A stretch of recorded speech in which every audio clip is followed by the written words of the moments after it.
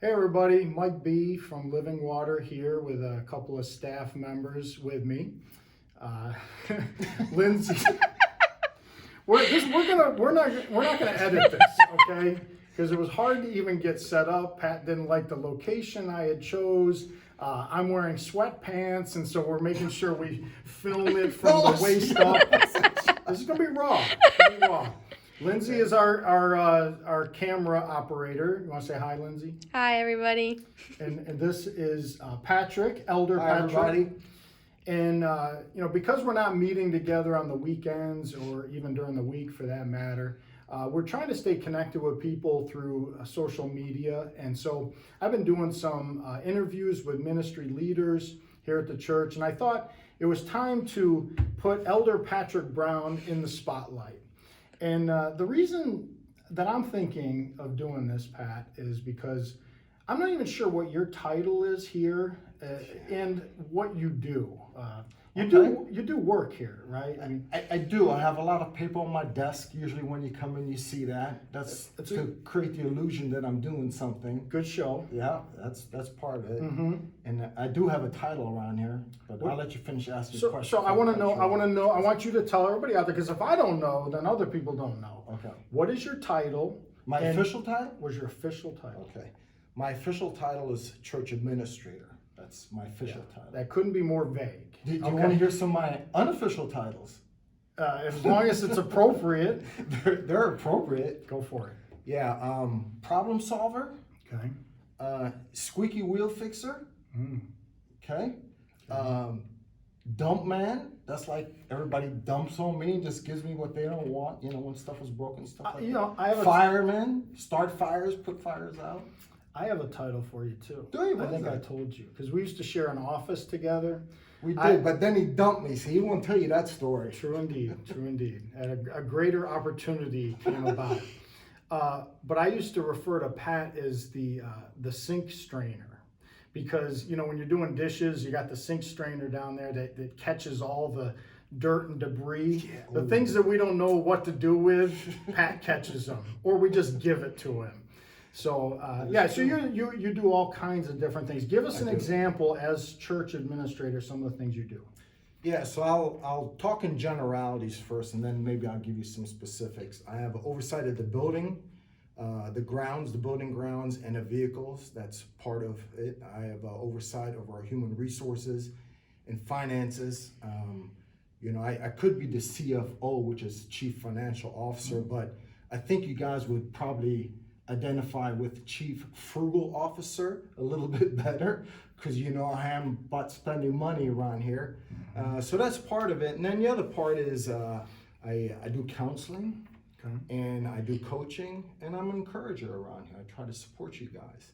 So specifically what that looks like with building related matters is, I remember when we were building the addition over here, there were many days Pastor Mike and I would be sweeping water out, so I was a water sweeper that day when we had a lot of rain.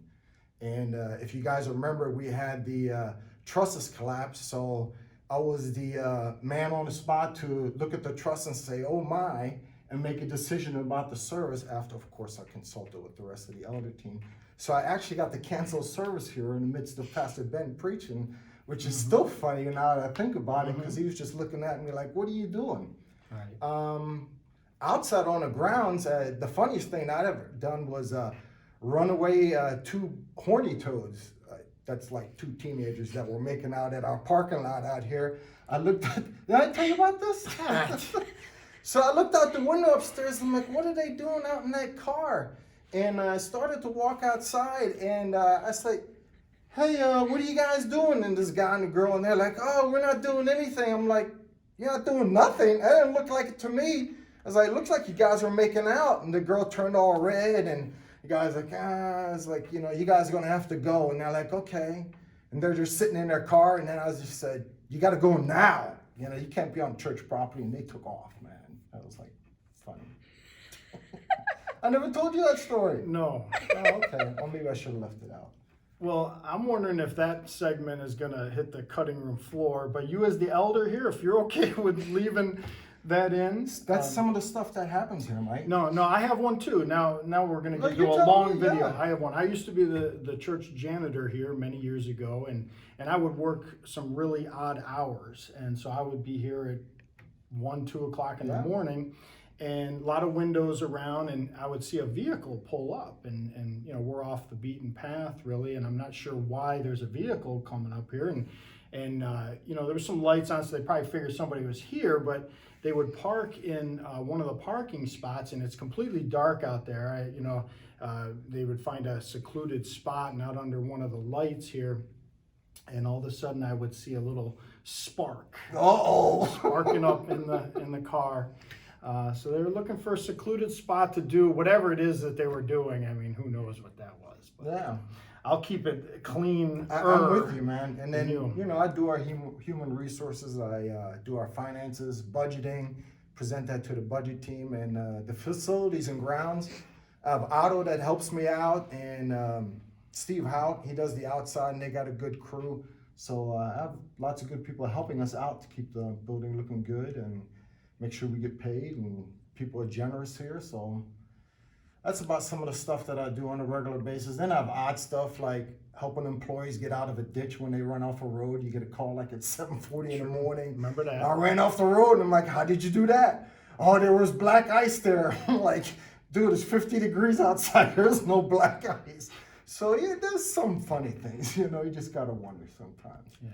So that's some of the stuff. Yeah, you mentioned Otto. The buildings never looked better. Beautiful. I mean, He's doing a great job. Yes. Time to get some major projects done during this We time. did, yeah. So, yeah, it's looking good. All right, so I have 2 questions for Church Administrator Elder Patrick. That's quite a title, and and all the things you listed. I'd hate to see your resume will be like the length of a CVS receipt, man. So 2 But questions. there won't be a coupon at the end. True. I'm sorry, go ahead. They're crazy with those receipts. So 2 questions. One is what is one thing that you miss about church life, Living Water in particular, for the last, say, 2.5 months during this whole COVID-19 situation? Yeah, that's a good question, Mike. I think what I miss the most is what we're doing right here is hanging out, being with people. I work with great people, but man, getting together with the church family and being able to see them and punching some guys on the arms and shaking hands and hugging people and just seeing what life is presenting to people. That's what I'm missing is the physical interaction. I mean, Zoom is good, it's all right, but there's nothing like a real life person. Right. That's really what I'm missing. Yeah, and that's similar to me. I miss the human touch, just handshakes. Can we do a we can fist bump? So yeah, I mean, Pastor Ben's always dapping people during the day. Yes. You get a lot of hugs and handshakes from him. I miss that. We do. I do. I miss that. So yeah, we have a similar answer to that question. What do you think is one good thing that has come about in the last 2 months? One good thing, can I tell them you actually told me to be prepared for this question, so yeah, I'm ready for that question. Okay. One good thing is kind of related to what I miss is that I've come to realize that relationships are valuable. Mm-hmm. That's one good thing that came out because it's helping me to re-engage with my family and with friends even. I pick up the phone and call people and say, hey, I miss you. Right. I got some good friends. I try to call them. They say, hey, let's break bread together, but they're not down with that. Mm. They think they got to do 6 feet. I'm like, look, we can sit 10 feet apart and eat together if you want. Yeah. I invited you over to my house. You did. We did, tried. but we got overridden. We did. Which is okay. And that's why we've been married the length of years that we have. And speaking of that, this Sunday is my 23rd wedding anniversary. I don't know if you knew that. Yeah. Congratulations. 23 dude. years. Yeah. Awesome. So, yeah. How about you? What good thing for you?